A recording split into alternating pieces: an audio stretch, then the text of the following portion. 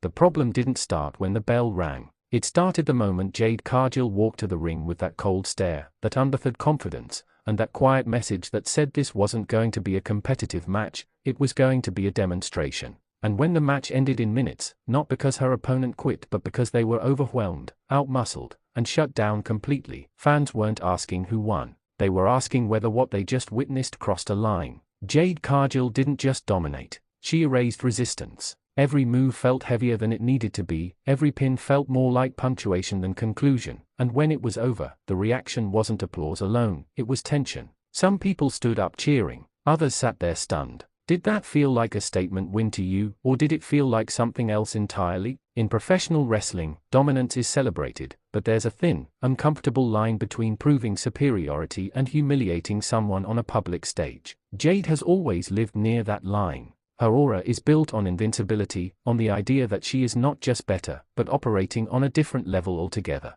This match didn't challenge that image, it amplified it, and that amplification is exactly why the controversy exploded. Fans online didn't argue about whether she's talented. That debate is over. They argued about intent. Was this Jade showing the world she's still the most physically imposing force in the division, or was this Jade sending a message that she doesn't respect the roster in front of her? When you watched that final sequence, did it feel necessary, or excessive? The body language after the win told its own story. No celebration, no acknowledgement, no respect offered, just a slow turn, a controlled exit, and a silence that spoke louder than trash talk ever could. That silence felt deliberate, almost calculated, like she wanted people arguing before the replay even finished. Critics were quick to say this kind of performance hurts the division, that it buries opponents instead of elevating them, and that dominance without balance turns compelling stars into untouchable problems. Supporters fired back just as fast, arguing that wrestling needs real monsters, real threats,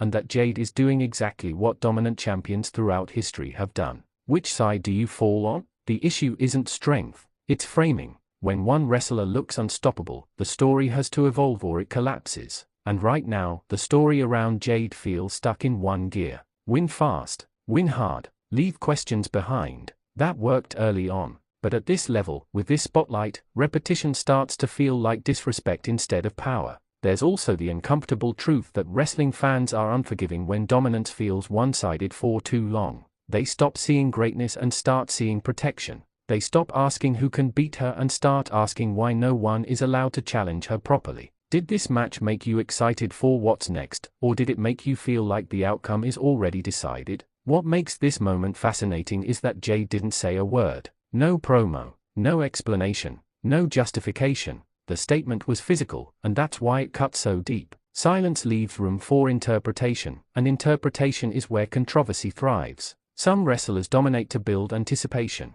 others dominate to shut down conversation. This win felt like the latter. And if that's the direction, then the company has a serious choice to make, because unchecked dominance doesn't create stars forever, it eventually creates distance. Yet, there's another angle fans can't ignore. Wrestling is about reactions, and this match got one. People are angry, people are arguing, people are watching again. In that sense, Jade succeeded completely. The question is whether that success is sustainable, or whether it risks turning admiration into resentment. When dominance turns uncomfortable, it forces the audience to confront what they actually want. Do you want fairness, or do you want spectacle? Do you want competition, or do you want to witness a force of nature run through everyone in her path? Jade Cargill's statement win wasn't just about strength. It was about control. Control of the ring, control of the narrative, control of how people feel when they watch her. And right now, those feelings are conflicted, sharp, and loud. As the replays keep circulating and the debates keep growing, one thing is clear. This wasn't just another win.